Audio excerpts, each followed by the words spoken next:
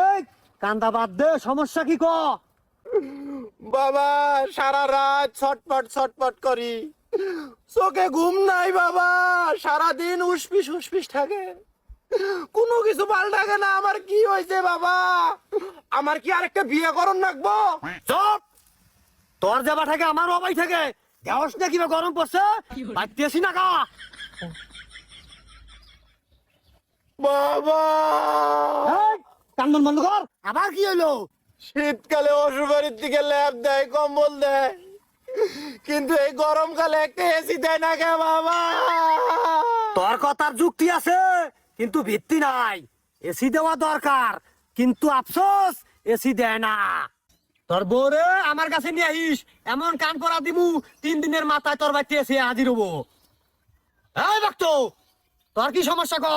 বাবা এই, কান্দন বন্ধ কর, সমস্যার কথা ক। বাবা আমার বিয়ে হয় না, একটা বিয়ের ব্যবস্থা করে দেন। আচ্ছা সমস্যা নাই, তুই আমার খাঁটি ভক্ত, তোর দিকে আমার মনটা কই লাগেছে গা। তোরে এমন ফু দিয়ে দিতেছি, তোর 1 সপ্তাহের মধ্যে বিয়ে হয়ে যাবে গা। বাবা এই, আবার কি হইলো?